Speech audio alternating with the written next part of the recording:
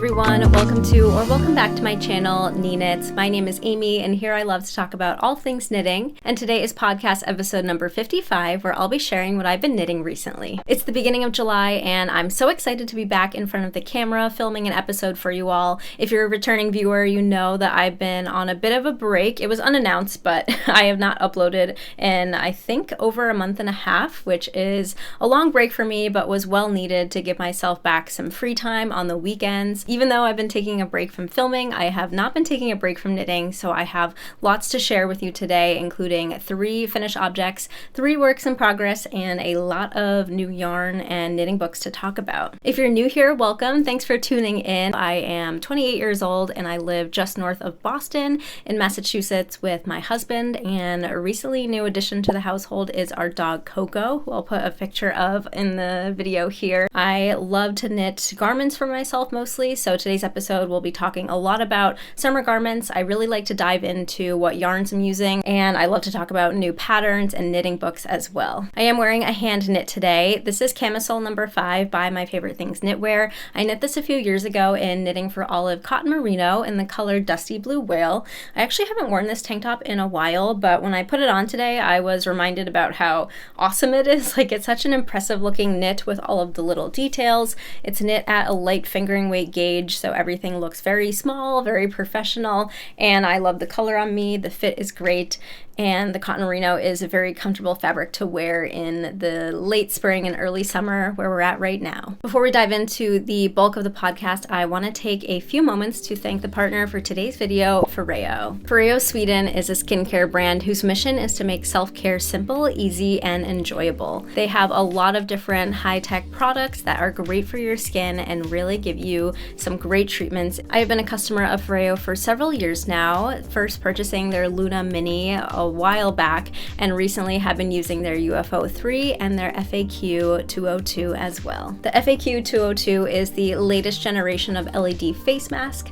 to help give you LED light therapy in the comfort of your own home. It's made of silicone, so it's super comfortable and molds to any face shape and features 8 different wavelengths, including NIR, to tackle signs of aging and other skin concerns. It's really lightweight, and it's really easy to use at the end of your skincare routine, which I enjoy doing at night before I go to sleep. When you use the FAQ 202 in conjunction with the FAQ app, it's really simple to customize your treatment or pick one of the pre-made treatments. One of my favorite preset treatments is the oil balancing treatment, which is just 12 minutes long and goes through colors of blue, yellow, and green to reduce excess sebum production and balance my skin. You can also go through all of the LED colors on the app to see the benefits of each one and customize your treatment at home. I really enjoyed using Foreo products, including the FAQ 202, to give myself rejuvenated, brighter, and smoother skin. If you're interested in any Foreo products, they're celebrating their birthday with huge deals on almost their entire shop. You can use the code NE35 for an additional 35% off almost everything, including already discounted items. There's a link below in my description to shop. Thank you, Foreo, for partnering with me on today's video, and now we'll get into the knitting.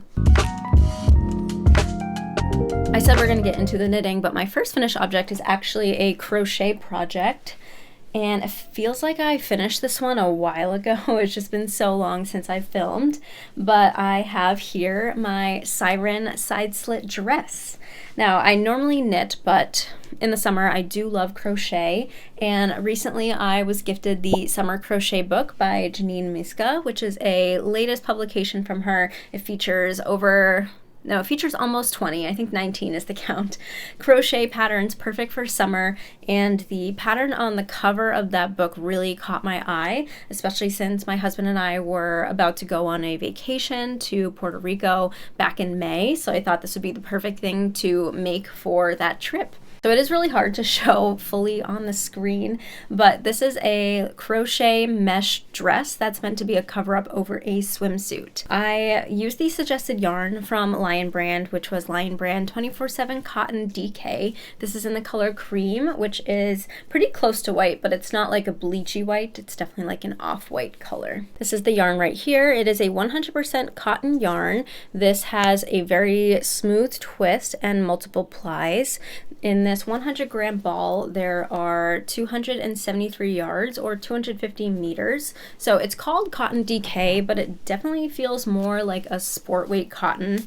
I think for crocheting, it can act more like a DK since the crochet stitches are denser, but I used a 3.5mm hook for my project. This dress is crocheted in 2 panels, crocheted flat, and you actually crochet it from top to bottom rather than from side to side. So when you're working the project, you're actually looking at it like this, and then when you're finished with the front and back panels, you seam them together, which you can see my side seam here and on the other side, and then you of course finish with the neckline and the armhole. Now my crocheting skills definitely do not match my knitting skills. I would call myself an experienced crocheter, but definitely not advanced. I definitely don't have that kind of intuition that I have with knitting since I've been knitting for so long. So when I go into a crochet pattern, I'm really just following what the pattern says and not really thinking too much about like what a step means or how I could modify things. Like I'm not at the point where I can modify crochet patterns,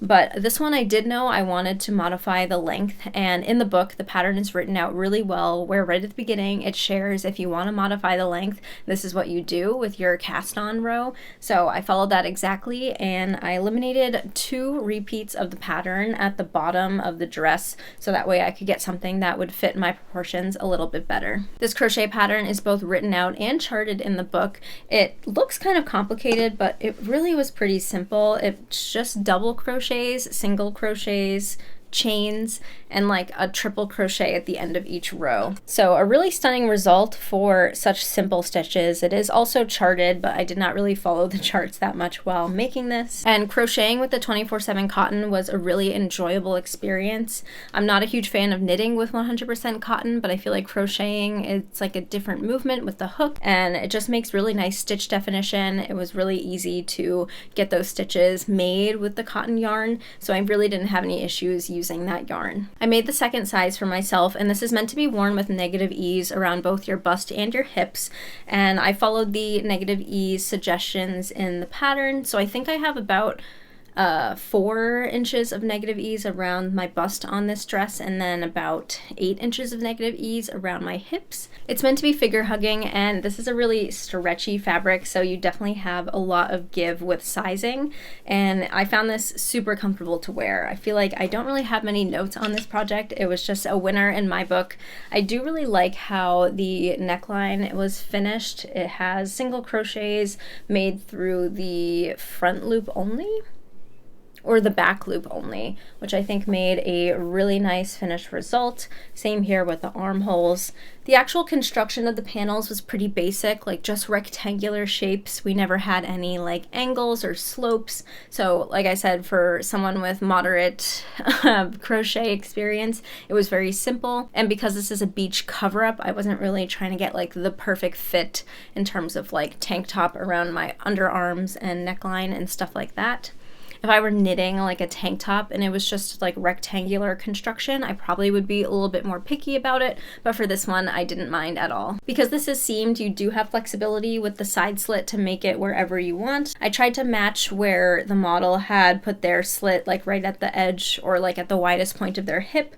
Of course, you could seam it all the way down if you don't want the side slit. You could make it more dramatic, so lots of flexibility there. Wearing this at the beach was super fun. Like I said, it's super comfortable. It's a very lightweight crochet piece, so I never felt kind of bogged down by it, even when it got kind of wet.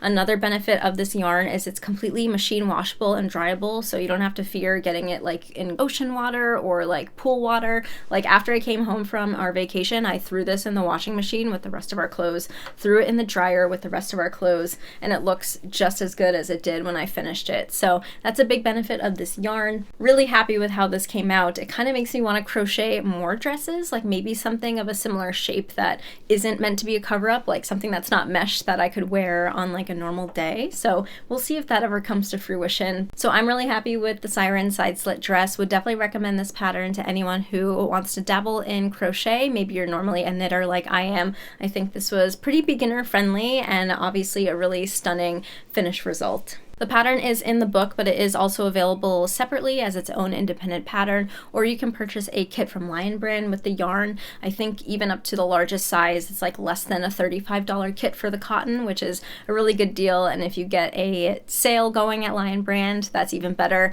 I'll have my affiliate link down in the description of this video. My next finished object is the Vacation Vest by Park Williams, also known as Park and Knit. This was also a vacation intended knit. I don't think this was on the podcast before I took a break from filming, so this is completely new to all you viewers, unless you've been following me on Instagram, where you have all the updates there, which, by the way, I'm NE_knits on Instagram if you want to follow me for more detailed project updates. But this was just, you know, it's kind of trendy. If you know, the bow ties and kind of like these open vests are definitely in the summer. I wanted just like a quick, really satisfying vacation knit to wear on my trip, and so this definitely fit the bill. The Vacation Vest is a worsted weight pattern. It's knit top down and is a V-neck vest. It's meant to be finished with hook and eye closures, but I modified mine to have the bow ties instead. The suggested yarn is a cotton yarn, or it might be a cotton linen blend, and I kind of followed suit with that by knitting mine out of Knit Picks Cotlin, which is a DK weight blend of 70% Tangus cotton and 30% linen. This is the color Moroccan Red, which I thought would be really fun, just a bright pop of color, something that I don't really knit with too often but want to knit with more in terms of color. And even though this is a DK weight yarn for a worsted weight project, I was able to do a gauge swatch and figure out what size would be best for me based on my intended fit at the end. So not too difficult figuring that out. Basically, I knew I wanted less ease than suggested in the pattern. The suggested amount of ease is about 4 inches, and you can see on the model in the pattern photos that it is a very loose vest, and I wanted something that wasn't that loose. So I basically knit my normal suggested size, knowing I would get a tighter fit, and that's what I wanted anyway, so it kind of worked out. This I knit entirely on 4.5mm needles. Now this was a very satisfying quick project because there's very little finishing involved. It's knit seamlessly from the top down. You do all of the armhole and neckline sort of ribbing simultaneously with the body, so when you cast off, there at the bottom there's like nothing else to do because you already did the ribbing here and the ribbing here, which I thought was very nice. That being said, there's not a lot of finishing along the back, so this back neckline is just the cast on edge, no finishing there. Same with the underarm, this is just a cast on edge, no finishing there. So I pretty much knit this to pattern. I did know that I was going to have some problems or issues with how deep the armholes were, just looking at the schematic and of course the pattern photos. They're just very deep, and I kind of didn't have time to do any modifications with this all being kind of knit at the same time, like the V-neck down here and the armhole shaping. If I wanted to shorten the armholes, I would have to modify the increase rate for the V-neck, modify the increase rate for the arms to make sure that I could get the right stitch count at the end while shortening it all, which is something that I can do, but because, like I said before, this is like a very quick project for me, I just wanted to get it on and off the needles to where I wasn't going to be able to do that. And so my finished project does have like some very deep armholes. I feel like I care more about the armholes than the actual V-neck. I think for me the V-neck is kind of at a fine spot, but this is definitely a more, I don't want to say exposing, but it's definitely a more kind of loose tank than what I normally wear, but I'm still comfortable wearing it. It's just, you know, very summery, very vacation inspired. Probably some settings I wouldn't want to wear this in, but I still think it turned out pretty good for what it is. So in terms of making this for my vacation and wearing it on my trip, I really enjoyed it. Is this going to be a commonly reached for item for me this summer? Probably not, again, just because of how deep and loose the armholes are. It's something I definitely have to wear with sticky boobs because of the like gap in the middle and just stuff like that. So again, not the best for all settings, but pretty comfortable to wear on like a moderately hot summer day. Even though it's cotton and linen, it's still thick, so I wouldn't wear this during a heat wave. Wearing it in Puerto Rico, I was pretty comfortable. Of course, I was still hot, but I wasn't like dying in this knit. For the bow, oh, I kept saying I didn't do any major modifications, but the bows are not included in the pattern. So what I did was knit 6 11.5-inch long I-cords, and then I just sewed them on right at the edge of the ribbing here and then tied them into bows. The I-cords were pretty tedious, not gonna lie. I kind of dreaded that part, and I didn't even have time to do the bows before I went on my trip. So for my trip, I just sewed them up with some quick stitches, but happy to add the bows at the end. I think it really is a really cute finishing touch. So this is my vacation fest, and I have one more finished object to share with you all. Shifting gears into something that is not a summer knit in the slightest, I have finished my Tuku warmer Slipover. So this I started in February, and then I didn't really work on it that much, and then I had this like burst of energy to work on it, and then it really felt like it knit itself, and now it's finished. Of course, not the season to wear it, but I am really excited for when I will get to wear it later in the early fall. So this pattern is featured in Lina Nordic Knits. It is a pattern by Tina Hunatiniemi. I am likely pronouncing her last name wrong, but she's actually the owner of Tuku Wool, which is the Finnish yarn brand, hence the name, the Tuku Warmer Slipover. As you can imagine, the suggested yarn for this pattern is Tuku Wool DK, held with a lace weight silk mohair. I don't know if it's a Tuku silk mohair. No, it's actually silk mohair by Isayer, so I guess Tuku Wool doesn't have their own mohair yet. I say yet, I don't actually know if they intend to, but I was just drawn to this pattern due to its simplicity. It's got that very kind of Nordic vibe as inspired by the Nordic Knits book. And I haven't really knit anything garter stitch in a while, so I was really excited to make something out of garter stitch and really show off this beautiful yarn that I will now talk about. So I got to use this really fun limited edition yarn from Junction Fiber Mill, who's located in Vermont. This is Summit Corriedale Confetti in the color gray, and it's this gray base that has this rainbow of colors. It's really stunning up front, and overall it is gray, but it definitely has kind of like a purpley hue. And I got this at a Junction Fiber Mill open house when I was able to visit them in person back in February. And this was like a one-time batch that they made with some Corriedale that they got from New York Sheep and Wool Festival last year. They blended it with a ton of different colors of sari silk. They documented it all on their social media if you want to check out their Instagram, and I was able to pick up a few skeins for this slipover. I thought it was the perfect pattern choice for the yarn because of the simple garter stitch to really show off all of the colors of the yarn. Let me just show you up close. You can see it does kind of have similar vibes to Noro yarns, especially Noro Madara, with that kind of neutral base and the rainbow of colors. And it does feel like a rustic wool, but it's still very soft and smooth. Like, knitting with it was such a dream. It made great stitch definition. It felt really nice on the needles. And this is a worsted weight yarn, by the way, which was the perfect gauge for the pattern. The construction of the slipover is pretty simple. You do start in the round, casting on at the neckline. There are two options for the neckline. In the pattern photos, you'll see there's either a folded 2x2 ribbed neckline or a not folded 1x1 ribbed neckline. And I opted to go for the 1x1 ribbed neckline. Started with a tubular cast on and then knit it actually much longer than what you can see here. Post finishing the project, I actually went back and shortened the neckline because I didn't really like how tall it was. So this is giving me more of a mock neck style, which was my intent all along. But once you finish knitting in the round for the collar, you split the stitches in half, one half for the front, one half for the back. You do a lot of short row shaping, which creates this really beautiful curvature along the shoulder line and the neckline. And you knit the front panel flat and the back panel flat until you get to the end, and then you end up seaming the sides at the underarm, just a short amount, obviously, depending on how long you make your slipover, but the seaming adds some structural integrity, and people talk a lot of bad things about seaming. To me, it's no big deal. It's part of the project. So that's how you end up knitting this pattern. So it really felt like it knit itself once you're getting into the garter stitch knit flat, especially on worsted weight yarn. And I was using 5.5mm needles, which is pretty large for me normally with garments. So it just felt like a really satisfying chunky knit. I made size 1 for myself, which had the intent to give me about 4 inches of positive ease. I think I met that, as my gauge is pretty much on pattern. And I think I shortened the armhole depth depth by about like half an inch, and then I have no idea what the pattern suggested for body length, but I just knit it until I thought it would be good on my figure. So this usually will hit probably right at where my high-waisted pants sit. And I did do the pattern suggested split hem that has the longer back and the shorter front.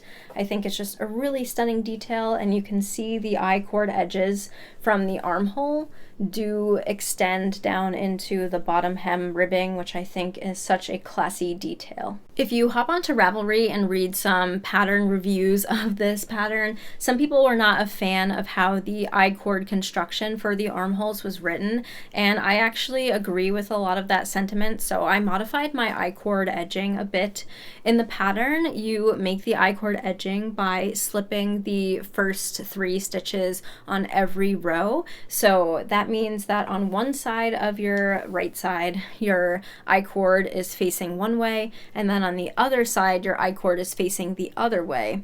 Now you would think I-cord is kind of symmetrical, so it shouldn't make a big difference, but I found that while knitting mine, there was a pretty visible difference where one I-cord was a lot neater and tighter looking than the other side, and I just wasn't a fan of the one that looked really loose. So I ended up doing a modified I-cord edge where I slipped the first and last 3 stitches of every wrong side, and that gave me a much cleaner I-cord edge on either side. And those specific pattern notes are in my Ravelry page if you ever need to reference them and if you're knitting this yourself. So I was happy with that modification. I only ended up using 235 grams of the worsted weight yarn for this project, so I fully intended to use this last skein, but I have a whole extra skein, which is kind of nice for a fun accessory. It felt like, again, a very quick project, but a very satisfying one. I really loved working with like the crispy wool, especially since working on some of those cotton and linen projects. This was a nice kind of break on the needles from that. This is garter stitch, so I feel like I had some worries about how much it would stretch with blocking, but I really didn't experience any major growth with blocking besides just normal relaxing of the fabric. I do think the I-cord edges help with that a lot, and of course the seamed edges do really add that structural integrity to the vest, so I'm not really worried about this really growing with length because this is a like 98% Corriedale yarn. It does have a lot of structure. I really don't see this growing that much, and it feels very like plump and tight, but still has like a decent amount of drape. One thing to know about knitting with this yarn is it had the most vegetable matter that I've ever experienced while knitting with a yarn. I guess that is like not a bad thing. It was just something to note that while I was winding the yarn balls and while I was knitting, there would like always be vegetable matter and like dust left on my like project surface, whether that be my lap or like the table. Again, not a problem, nothing that would deter me from using this yarn again, but this is a limited edition yarn, so it's not going to come back. But it was milled at like a small business. It was really cool to see the milling equipment at Junction Fiber Mill when I got to visit, and knowing that this is from a locally sourced wool from New York Sheep and Wool, you know, I have no complaints. It's just part of the process of having such a special, unique yarn that's not like mass produced to perfection. I think my 2 words to describe this finished knit based off of the yarn is that it's hardy, but it's smooth. It really has no itch factor.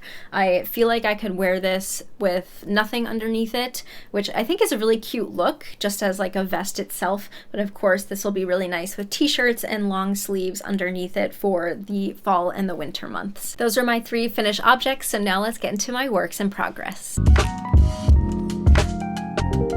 Starting with a work in progress that I have shared before, this is my Maggie Cardigan by Petite Knit. The Maggie Cardigan is a top-down crew neck cardigan. It's an all stockinette and features just a very like simple, elegant look. It's got that nice sort of English tailored construction to give you the set-in sleeve style, and it's just something that I know I'll wear a lot, so I just wanted to get it on my needles. I've been talking about knitting it for a while, and I can finally say that I've made significant progress on it. Here is the cardigan so far.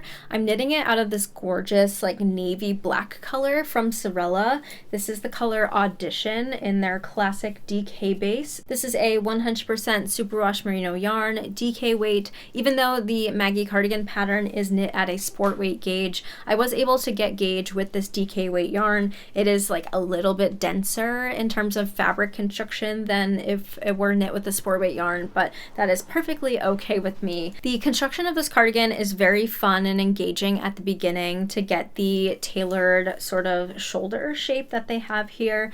I've knit this construction before with Petite Knits Poppy Tee. It does start kind of similar to a drop shoulder where you cast on the back part and do some increases and then you pick up for the front, but it does get a little bit different when you have to shape kind of like the sleeve cap and the sleeve increases along the front and the back. I feel like in this construction there's maybe 3 or 4 distinct like increase sections, so to me that was very potato chippy, like finishing one section and wanting to get to the next one, all the while you're forming this really elegant sleeve and shoulder cap here. But I'm well past that. I have split for sleeves and I'm now just working on the body until I'm ready to get to the length that I want. I'm gonna go for like a high-waisted length, probably similar to my April cardigan length, where I can throw this on with all of my high-waisted pants and not really have it cover too much of my pants. I think I'm making size extra small for myself and I'm using 4mm needles to meet gauge. So because this is a hand-dyed yarn, I do want to alternate some skeins. Wow, you can really see how I've had it crumpled in my project bag for a while. So I've been alternating skeins, but not fully alternating for the entirety of the project. I've really just been fading in and out the skeins. Like when I get close to the end of a skein, maybe like 10 or 20 grams, I'll start alternating, so that way I'm not juggling 2 balls for the entire project, and it's been working out pretty well. Towards the bottom here you can see there's like a little bit lighter of a color difference, but it's really not too noticeable, and I think in general with all of the kind of slight tonality of the hand-dyed yarn it won't be too distracting, but that's just part of the game with the hand-dyed yarn. I think it looks pretty good. And I think this color will be really great to wear with a lot of different outfits. Like I said, it's like a black leaning blue, so depending on how I pair other things with it, it could lean more blue and navy or could lean more black. Definitely a neutral that's in my color palette and definitely something that I can see myself wearing all the time. Let's get into my next work in progress, which is a new cast on to the podcast. And I am making a very summery knit. This is my Mixed Rib Cami, a pattern by Florence Miller. If you are a knitter into summer knits, you have likely heard of this pattern. It is super popular for great reasons. I feel like A, because it's a great design. I feel like B, it just looks good on everybody, and C, it's very trendy. I feel like tank tops these days, people are really into like the boxy high neck tank tops. I think the triangle tank tops with the spaghetti straps are out and kind of boxier square neck tank tops are in. I say boxy, but this is not a boxy pattern. It's meant to be worn with negative ease, to be very close fitting, and even includes waist shaping as well. So I started this at the end of May. I actually cast this on while on vacation. During the vacation, I had taken like several full days without knitting, which was very rare for me. Like I'm always knitting at least a little bit every single day. So this was a very eager cast on while I was on my trip, and it was really fun to start working. A very simple cast on because you do start with the back panel that's just a rectangle, and then it's in a fingering weight yarn, so there's a lot of knitting in the same pattern without any increases or decreases. So a great portable project to have on a trip. I'm knitting mine out of Sewrella Yarn's Classic Sock in the color Forget Me Not. This is from their garden collection inspired by the Forget Me Not flower. This is a 100% superwash merino yarn. This is in the 2-ply construction, so it is on the plumper side of fingering weight. In a 100 gram skein of this, there are 400 yards. And I'm knitting my tank on the suggested needle size, which is a 3mm, very small, and I didn't even gauge swatch for this. I kind of just knew 3mm would likely be fine. And I did end up, after casting on the back panel, blocking it. If you can see where I blocked it, like right about here, This is all blocked and then the rest is unblocked, just to double check my gauge, and it ended up being fine, which is good. With the ribbing, there is a lot of give here, and I'm knitting the suggested size for myself, which is the second size, and that should give me about 4 to 6 inches of negative ease. This mixed rib pattern is super fun. I think it's so elegant. You can see there's alternating columns of stockinette and then twisted rib. I feel like I was a little bit worried with this pattern about changing from knitting flat to in the round and how my ribbing tension would change. Especially with the twisted rib, there is potential for some large gaps in between like the last stockinette stitch and the first purl stitch. But after blocking my back panel, I'm not too worried about it. You can really see how it evened out, and there's not any major discrepancies in the tension, which is nice. Of course, knitting it unblocked, it kind of looks wonky. I think you can see a little bit of a difference from where I switched to in the round from knitting flat, but not really. I don't know. I feel like it's kind of maybe an in-person thing, but I really am confident with blocking to kind of even out all this tension. I am trying to do the method where I wrap my first purl stitch after a knit stitch the other way to kind of shorten that yarn length and make it a little bit tighter.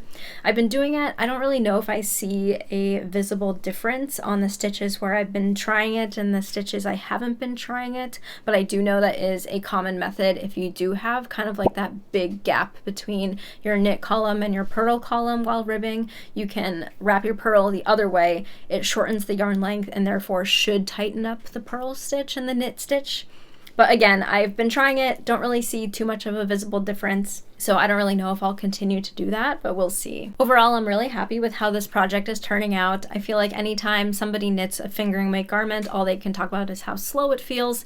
I agree, this does feel very slow. I've been pretty much working on this monogamously since I started it at the end of May, so this is just over a month of progress, so it does feel slow going, and I definitely feel like I needed a break from it, but the stitch pattern is engaging, and I really love the feeling of the yarn. I think it's knitting up really well. This color I'm just in love with. It's such a unique blue. It's a light blue, but it's not a pastel blue. And I love pastels, but they tend to wash me out a bit. And with my color palette, this is probably like the lightest blue that I can go before things start to wash me out. And it kind of falls perfectly into that color card, which I'm really excited about. You can see I don't really have any pastels in here, just these kind of mid-tone blues and some mid-tone aquas and greens. So really excited to continue working on this and seeing how it knits up. And I have one more work in progress to share with you all, and that is also a new cast on and a pretty new pattern, and that is the Ivy Top by Petite Knit. Since knitting nonstop on the fingering weight Mixed Rib Cami, I just really needed a palette cleanser. I really needed something with bigger needles, bigger yarn, and stockinette stitch. And the Ivy Top, I don't even know when Petite Knit released it. I feel like my Instagram algorithm has been not the best, as everyone can probably relate to, so I just feel like recently I saw some people posting about this and I was like, huh, what's that? And it's another kind of Petite Knit staple stockinette stitch, but really good details on the shaping, and I just really like the way that the tank top looks. Again, it's kind of fitting that kind of boxy high neck style that's really on trend this summer, and I had yarn in stash for it since it's a DK weight pattern, so I was like, why not just cast this on? I feel like I can bang this out pretty quickly and use up some yarn in my stash and have another knit tank to wear. So that's what I did. I just cast this on this past week. So the Ivy Top is knit top down. It features kind of those saddle shoulder panels that Petite Knit has used in a couple of her sweaters. This is the first time that she's using it in a tank top, and it features a high neckline that has a raw stockinette edge, so it can sort of roll. I think depending on the fabric or the yarn choice that you make, it might roll more or less. Now, I really love the fabric that is knit up with her sample in the beige color. So she used a Sayer Trio 2 held double, which is a blend of cotton, linen, and lyocell. So it really has that kind of stiff linen look, really crispy, and just kind of looks effortless. I'm knitting it with a yarn that is the complete opposite of that style of yarn. I actually have here Sewrella Yarn's Silk DK, which is a 50% blend of superwash merino and 50% blend of silk. So you can see it's got a lot of shine from the silk. This is in the color Lavender, also from the Garden collection last year, and it's really drapey, kind of slippery and shiny, but I had it in stash. I have 2 skeins of this. I was originally intending to make a t-shirt out of this, but I was starting to get weary if 2 skeins would be enough for a t-shirt, and again, was really inspired by this tank and wanted to use something in stash, so here we have this lavender ivy top. So this tank top is meant to be worn with about 2¼ inches of negative ease. I am making size extra small for myself. I was pretty much in between the 2 sizes, extra small and small, according to the schematic of this pattern, which, by the way, is anyone else caught up with Petite Knit's schematics? Kind of a new addition to her patterns. I don't know if I just haven't been purchasing her newer patterns lately, but when I purchased this, it came with a schematic and I was like, what? She's never done that before. But then I backtracked on Ravelry to kind of see where she started making schematics, and it seems like the Dagmar sweater line was when she started adding schematics to her Ravelry listings and to her patterns. So I don't know if she has plans to go back and do schematics to her older patterns, but definitely was nice to kind of see like schematics for armhole depth and bust circumference and length with this pattern. And that being said, according to the schematic, I was right in between sizes extra small and small. I opted to size down to extra small, knowing that this is like a superwash and silk blend. It's likely to get bigger over time, so knitting this size is going to give me about 3 inches of negative ease, and I'm knitting mine on 4.5mm needles. The construction of this top is kind of similar to my Tuku warmer slipover, where you cast on in the round for the neckline, and you do all sorts of shaping for the shoulder panels, as well as shaping short rows for the neckline. It's kind of hard to see on mine because it is rolling a lot, but you can definitely see the short rows that kind of create a nice curve on Petite Knit's sample photo. And I think once I block this, this will unroll a bit and kind of show off that neckline shaping. After you finish the shoulder shaping, you do bind off some stitches and then you split to knit flat for the front and the back. So I have finished the back panel, which you can see here. It's just straight stockinette. There's no edging, and I don't think you add any edging at the end, so this will just stay as raw stockinette. You do some increases, and it's pretty much the same for the front before I connect in the round and then knit stockinette for the rest of the body. So yeah, pretty simple pattern, definitely a lot of stuff going on at the neckline, but once you get past the neckline and the shoulder shaping, it's just status quo stockinette from there. I think this will be a really fun tank top to add to my wardrobe. I think I'm knitting this more for the knitting project than the finished object, but I really love this color. Obviously, the purple is something that I do love to wear a lot. I think this shiny silk is going to be a fun addition to have. I have knit with this yarn before. The fingering weight one I made my mini mock neck tank out of last summer and really enjoyed both knitting and wearing that finished fabric. And it's kind of funny, I feel like this is also a similar style to the mini mock neck tank. Obviously, it's not the same, but it's kind of like going to be a sister knit to that pattern that I already have in my wardrobe. This, I feel, was definitely what I needed to cleanse my palette for knitting projects, taking a break from the Mixed Rib Cami. I feel like I'm kind of alternating between those 2 projects right now. I think this one will get off the needles pretty quickly, and I'm really excited to see how it blocks and how it wears. Again, this is like a very drapey, slinky fabric, totally different than Petite Knit's like Trio 2 sample, so I'm kind of curious to see how it compares to that in terms of style and fit. I might even be inspired to knit this again just because I do love how it looks in the linen so much. I feel like I could buy some of the Trio 2 and then knit it up pretty quickly. We'll see if that happens. Again, was just excited to knit this out of stash, but there's nothing like a linen knit. It's like my favorite fabric to wear in the summer. So those are all of my knitting projects. Now we're going to get into some new yarn and new books in acquisitions. So I think I'll alternate between books and yarn.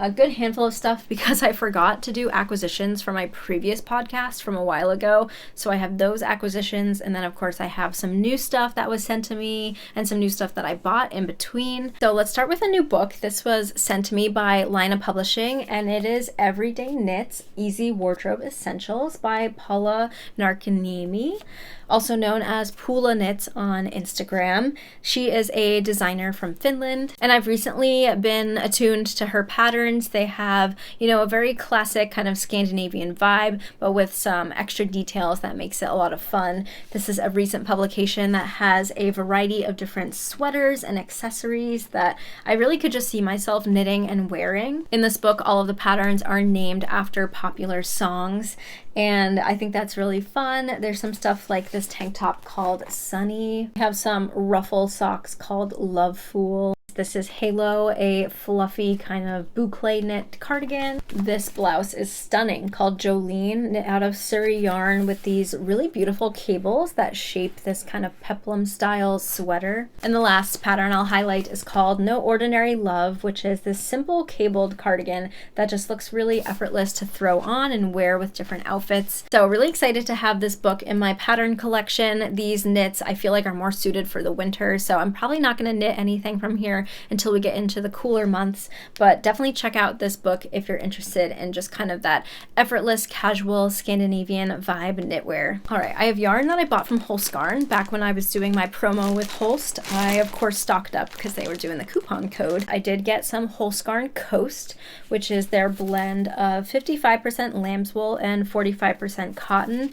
This is in the color Ecru. I really enjoyed knitting with Coast when I did my review video.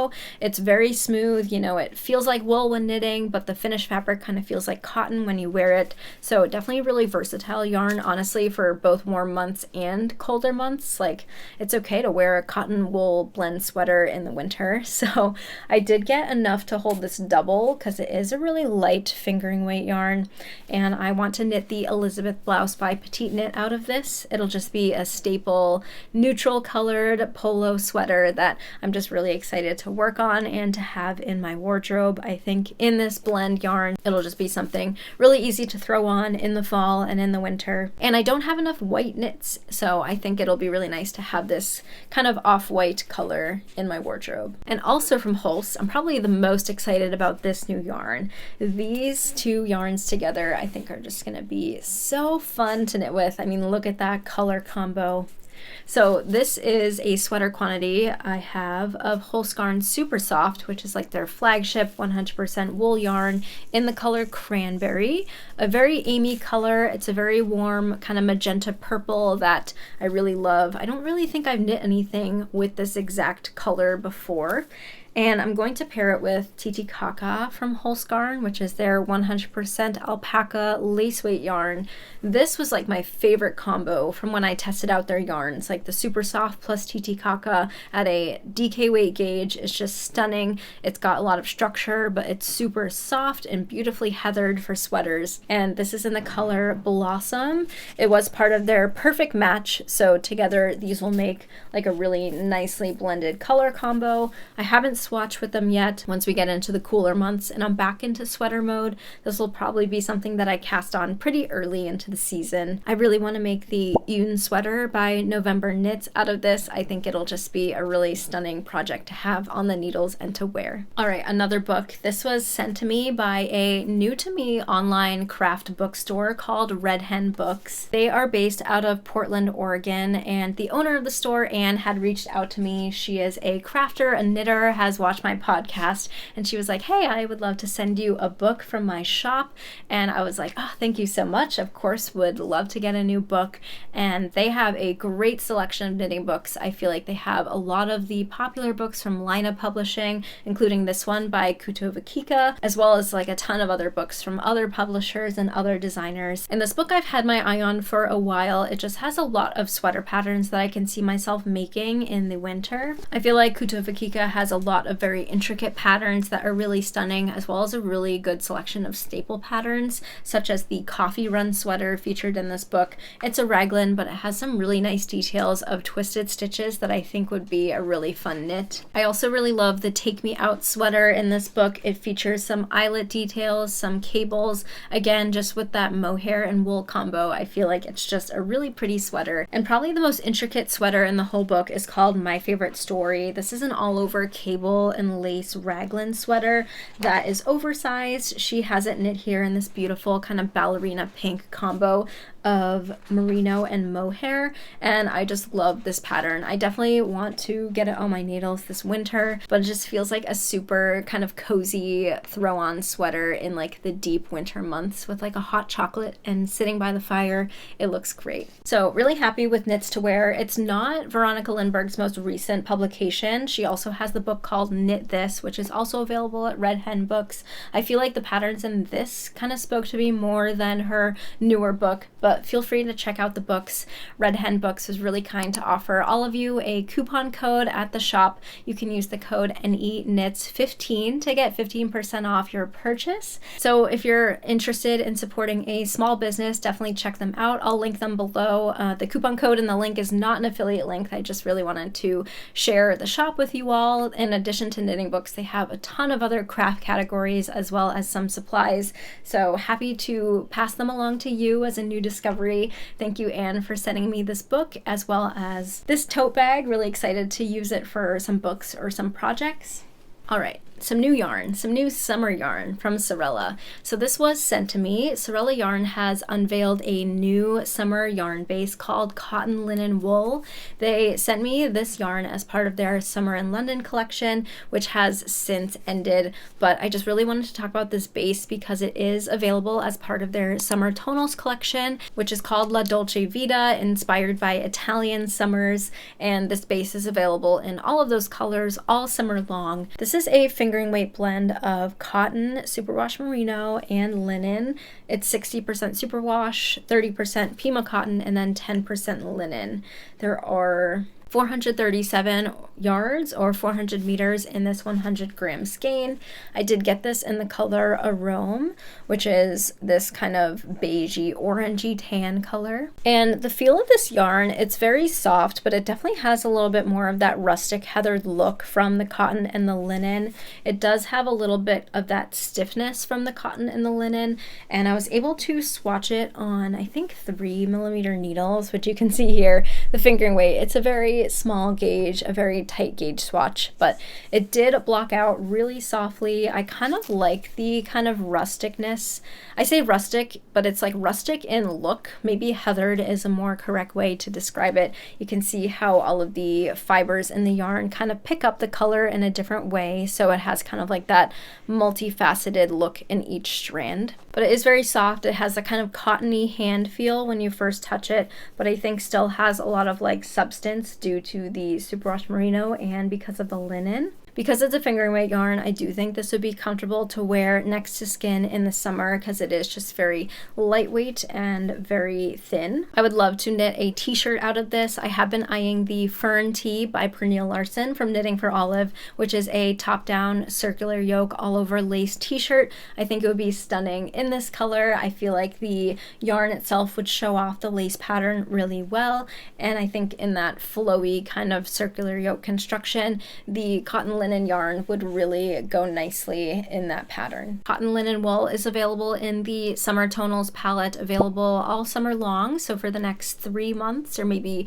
2 months at this point in time. My affiliate link to Sewrella will be in the description below if you want to shop. I feel like the summer collection colors are really stunning. Some of them are really up my alley, like that bright red or that bright green. Both of those I think would be stunning for a summer knit. And the last thing I have to share is the Summer Knits book by Sari Nordlund. I'm so excited to have my copy of this. I had pre-ordered it from the Woolly Thistle and it just arrived last week, so I'm really excited to dive into this book and start some of the patterns. Summer Knits is the latest publication by Sari Nordlund. It is her second book, and it features 23 summer knitting patterns, including some t-shirts, some tank tops, a skirt pattern. I think there's also a scarf pattern in here. Definitely a lot in Sari Nordlund fashion, featuring a lot of lace and cables and texture, and she has some stunning photography in here. The photography was taken in Rome, beautiful. All of her knits are in like these gorgeous kind of neutral colors. It's just like a really aesthetically pleasing knitting book to have. Even if you don't knit any of the patterns in them, it's just really exciting to look at. A couple of patterns I've been eyeing in this book are the Sarah's Tee and the Sarah's Cardigan. I'll probably cast on the Sarah's Tee first, just because it is a t-shirt and a little bit simpler to knit than a cardigan. I do really like the Victoria shawl in here. I don't really know if I'd wear it in the summer, but it definitely seems like a really fun pattern for a winter accessory. The Venus skirt I'm definitely intrigued by. I don't know if I would say I would knit it just yet because I'm a little bit hesitant with knit skirts, but it definitely looks stunning, especially paired with the Venus top as kind of like a matching set. The Pax top is kind of like a quintessential Sari Nordlund pattern with all of that texture. It looks beautiful. So lots to dive into in this book, and I did pick up some yarn with this order from the Woolly Thistle to cast on a project in here. This is Pickles Sommerull, which is a blend of cotton and wool.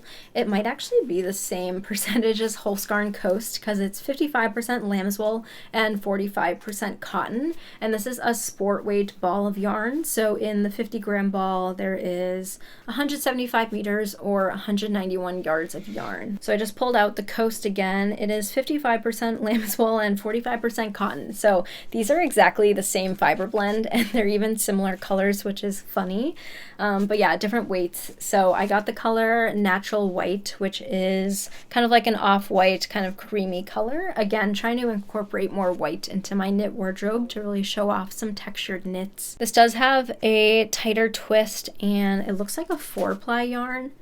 Yeah, it definitely feels cottony, but I did make a swatch with it on 4.5mm needles, and I really like it. It's definitely very smooth. It's got kind of like that softness from the wool, but that cotton feel on the outside. I'm a big fan of it. I do have to size down to a 4mm needle to knit the Sarah's Tee out of this, so I'm excited to cast that on soon. I think it'll just be a really fun knit. Again, maybe a palette cleanser from the Fingering Weight Mixed Rib Cami, and something that can be worn like well into the fall and maybe even the winter with a cardigan or jacket over it. Look forward to another summer cast on from me. Excited to dive into this book by Sari Nordlund and into some new to me yarn from the Woolly Thistle. Everything I talked about in today's video will be linked below in the description box if you want to check it out. Thank you so much for joining me today and catching up with all of my knitting projects. It was really fun to go through all of them. I will be taking like a step back from filming at kind of like a rapid pace of one video a week.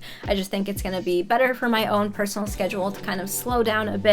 So I don't want to make any promises, but I'm probably going to be about one video a month at this rate. If I have the time and the inspiration to do more, then I definitely will. Yeah, that's just gonna be knits going forward. So I'm excited to have you all back. Thank you for tuning in, and if you want to keep up with the next time I upload a video, feel free to subscribe so you can get notified anytime I upload. You can also follow me on Instagram, where I'm at ne_knits, where I post more up-to-date and frequent updates of my projects. Thank you so much again for joining, and I hope to see you all in the next one. Bye.